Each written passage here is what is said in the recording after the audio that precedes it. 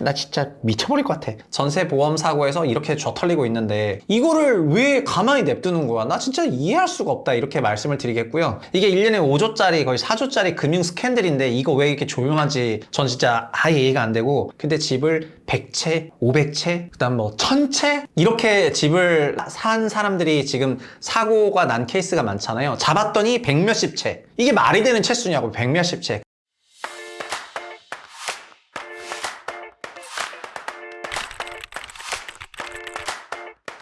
안녕하세요. 최상욱의 부동산 신부로센터 센터장 최상욱입니다. 오늘은 좀 가슴 아픈 뉴스를 전달해 드릴 생각인데요. 전세보증 사고가 지금 올해도 어마어마하게 생기고 있는데, 올해도 1월 달에 뭐 3천억이 넘었다고 해서 연간 거의 4조 원이 넘어갈 것 같습니다. 일단은 1월 달 기준으로 전세보증 사고 금액이 무려 3천억이라고 하거든요. 이게 사실 3천억이라는 게 뭐 얼마 정도 되는 건지는 정말 체감할 수 없는 수준인데, 그리고 요즘에 여러 가지 경제 문제 많잖아요. 홍콩 ELS 사건부터 시작해서 막 그런 큰 경제 문제가 많은데, 연에 한 4, 5조 정도 되는 사건 정도 되면은 거의 나라가 뒤집혀야 되는 그 정도의 스캔들이거든요. 근데 이런 게 있는데도 불구하고 지금 굉장히 조용하게 지나간다는 게 굉장히 가슴 아프다, 이렇게 말씀드리겠습니다. 허그가 전세보증 사고를 이제 점점 기록했던 거는 2022년부터 이게 늘어나기 시작을 했습니다. 22년에 1월달 기준으로 그때 570억이었고 작년 1월에는 2200억이었고요. 4배 올라간 거죠. 그리고 올해 1월에는 3000억이기 때문에 추세상으로 보자면 올해가 더 클 수도 있어요. 그리고 작년은 연간으로 4조 3천억의 손실이 있었거든요.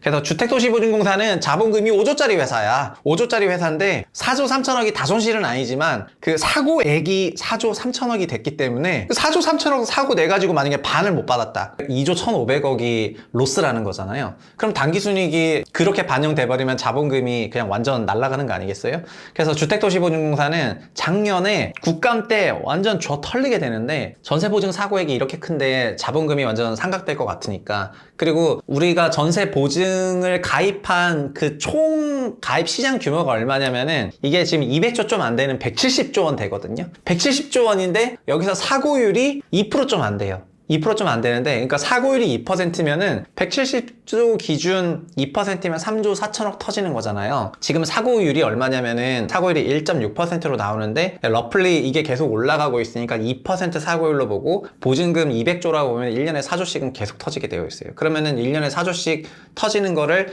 회사가 버틸려면은, 그러면 1년에 4조는 벌어야 되잖아요. 근데 이 회사는 4조를 못 벌고 있죠. 왜냐하면 보험료를 싸게 내고 있다 보니까 4조를 못 벌고 있어서. 그래서 작년에 허그는 뭐라고 했냐면은 국토부한테 1조 원 증자해달라, 정부한테 이렇게 얘기해서 올해 1조 원 증자를 할 예정입니다. 근데 1조 증자해가지고 안 되겠죠? 손실이 어마어마하니까. 그래서 어떻게 했냐면은 올해는 채권도 찍을 예정이야. 채권을 찍어가지고 그 자금을 조달할 건데, 얼마 찍을 거냐면은 아직 규모가 정확히 나온 건 아니지만 미니멈 5조 원에서 맥시멈 20조까지 찍을 생각이라고 합니다. 그러니까 이렇게 돈을 찍어가지고 뭘 하냐? 전세 보증 사고의 사고금의 그 자기 그 로스로 나가고 있다니까요. 그러니까 임차인들이 전세 보증 보험을 들었기 때문에 그들에게 보험료를 지급하고 본인들은 임대인한테 받아야 되는데, 이 임대인들이 전세낀 갭매수했던 사람들이 대부분이었잖아요. 여기서 못 받는 거잖아요. 못 받고 있는데 그게 100% 사고액은 아니더라도 못 받는 금액이 10%일 때마다 1년에 4천억씩 못 받는다니까요. 근데 이 짓을 계속하고 있어.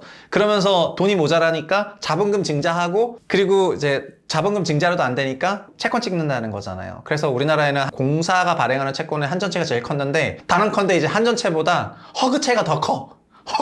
허그가 계속 찍어야 될 것 같으니까 제가 생각할 때 허그채가 더 커질 것 같다. 그 다음에 뭐가 있냐면은 여기서 더 문제는 뭔지 아십니까? 나 진짜 미쳐버릴 것 같아. 더 문제는 주택도시보증공사의 보증 한도가 있어요. 보증 한도가 뭐냐면은 이 회사가 보험회사니까 보험사의 그 총 보험 한도가 있거든요. 그게 자본금의 70배예요. 자본금이 5조였기 때문에 70배는 350조예요. 그러니까 5조 자본을 가지고 350조 정도의 보험 사업을 하라는 건데, 여기서 전세보증금 보험만 지금 170조잖아요. 얘가 전세보증보험만 하는 게 아니라 분양보증 사업도 하거든요. 분양보증이라는 거는 우리나라에 분양하는 모든 분양사업장이 건설사가 어려워지고 이러면은 공사가 되다가 멈춰버리니까 결국 수분양자가 이 분양에 대해서 분양보증료를 내고, 그러면은 주도부가 그 보험료를 받아서 건설사 없어지면은 다른 건설사 넣고 하면서 분양사업 전체적으로 마무리를 짓거든요. 이것도 보험료를 제공하고 있는데, 이거를 주도부가 한국에서 독점하고 있습니다. 이거를. 그러니까 한국에 30만 호를 분양한다고 치면은 그 30만 호 분양가액만큼 보증이 들어가는 거잖아요. 그래서 30만 호가 3억만 돼도 90조야. 그러니까 1년에 이것만 정확한 숫자는 내부가 알겠지만 3억 분양가 기준 30만 원만 팔아도 90조인데 전세 보증으로도 막 170조니까 350조 거의 건드렸을 거 아니에요. 그래서 이거를 작년 12월 달 말에 세상에 다들 12월에는 크리스마스 연휴니까 다른 거 할 때 12월 말에 어떻게 바꿨냐. 돌아버리겠네. 자본금을 5조에서 10조로 늘리고요. 배수를 90배로 늘렸어. 그러면은 900조가 됐습니다, 여러분. 그러니까 보증 한도가 900조가 됐어요. 900조. 이제 종전에 350조 한도에서 1점 몇 퍼센트 사고가 나면은 1년에 4조씩 털리는 건데 이제 900조 한도에서 더 많은 사람들이 전세보증보험 가입할 거 아니에요. 그리고 전세보증보험은 지금 가입하셔야 됩니다. 왜냐하면은 지금 보험료가 주택도시보증공사 기준으로 보험료가 0.12% 정도 되는데 0.12% 보험료를 내고 그 전세보증금을 내가 돌려받을 수가 있다는 거는 그건 무조건 해야 되는 거죠. 왜냐하면 못 돌려받았을 때는 어마어마한 그 손실이 있는 거잖아요. 그러니까 전세보증은 저는 가입하길 원하는데 그러니까 보험료가 0.12%인데 사고는 1.5% 난단 말이에요. 그러면 아주 직관적으로 보험료는 10배 인상이 돼야 돼요.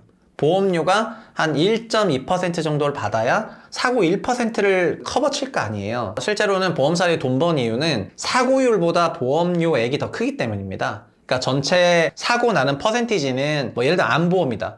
암보험을 이제 제공해주는 건 되게 많지만 가입자 전체 암 관련한 그 사고율보다 실제 그 비용에 대한 보험료가 더 비싸기 때문에 보험사가 이걸로 플러스가 나는 거잖아요.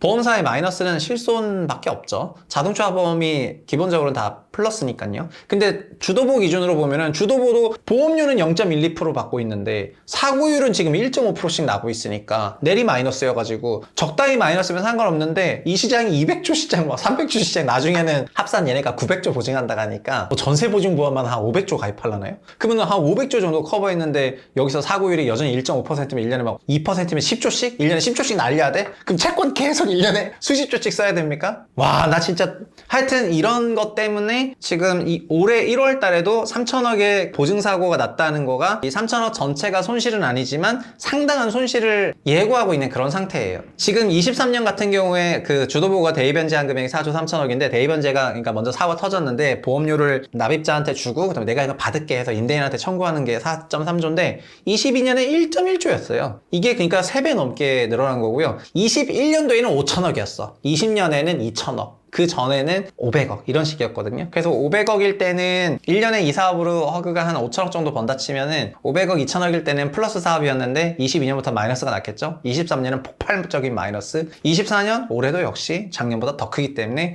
올 한 해 역시 엄청난 마이너스를 예고하고 있는데 이게 왜 작년에 전세 사기 관련해가지고 막 그 생을 마감하는 분도 나오고 이러니까 언론에서 되게 바이럴을 시켰는데 이게 1년에 5조짜리 거의 4조짜리 금융 스캔들인데 이거 왜 이렇게 조용한지 전 진짜 아예 이해가 안 되고 그리고 주도보로 가는 그 자본금도 다 우리가 낸 돈이에요. 우리가 다 낸 돈이고 주택도시보증공사가 원래 해야 되는 다른 사업을 지금 하기 어려울 정도로 전세보험사고에서 이렇게 져털리고 있는데 이거를 왜 가만히 냅두는 거야? 나 진짜 이해할 수가 없다 이렇게 말씀을 드리겠고요. 저는 진짜 공공기관장 만약에 올라오면 전 이렇게 딱 한 번 질문할 것 같아요. 사고율은 1.5%고 보험료는 0.12%인데 그러면 가만히 있으면 회사 망하잖아요. 그러면 수장으로서 회사가 망할 예정인데 당신이 뭐 할 거냐고 그렇게 물어보고 싶습니다. 그러면 뭐 사고율이 높아서 보험료를 한 10배, 15배 올려야 되는데 10배, 15배 올리면은 아무도 전세보증보험 가입 안 할 테니까 그건 안 될 것 같고 그러면은 막 뭐라고 해야 될 거 아니에요? 애초에 그러니까 전세시장이 있지 않습니까? 전세시장이 과거에 좋은 임대차의 한 형태일 때하고 현재는 완전 달라졌어요. 시대가 달라졌어요. 지금은 전세가 어느 임계치를 넘어선 순간부터는 온통 전세 낀 갭매수 하는 사람들이 전세를 악용하는 걸로 상황이 흘러가게 굉장히 오랜 기간 방치했기 때문에 이런 전세 보증 사고 나는 거 보면은 난 집이 막 10채, 20채까지는 그래도 현실적으로 이해해 줄 수 있다 쳐. 근데 집을 100채, 500채, 그 다음 뭐 1000채? 이렇게 집을 산 사람들이 지금 사고가 난 케이스가 많잖아요. 잡았더니 100몇십 채. 이게 말이 되는 채수냐고, 100몇십 채. 근데 그거를 레버리지를 다 임차 보증금으로 레버리지를 삼아가지고 이런 것들에 대해서 지금 제도 규제가 하나도 없다는 거는 정부가 진짜 직무유기 하는 거라고 저는 그냥 이제 선언하고 싶고요. 직무유기의 결과가 연 4조씩 털리는 거고 그거 다 우리 주머니에서 나가는 거다. 그러니까 정부 일 똑바로 하라 그런 말씀 드리고 싶습니다. 전세 이렇게 놔둬선 절대 안 되고 무조건 손을 봐야지 될 것 같죠? 안 그러면은 4조가 아니라 1년에 막 10조씩 그렇게 로스 날 일도 많으니까요. 이런 희대의 금융 스캔들에서 다들 조용하고 있다는 게 이해가 되지 않는 그런 최상욱이었고요. 오늘 뉴스는 이렇게 마무리 짓도록 하겠습니다. 감사합니다.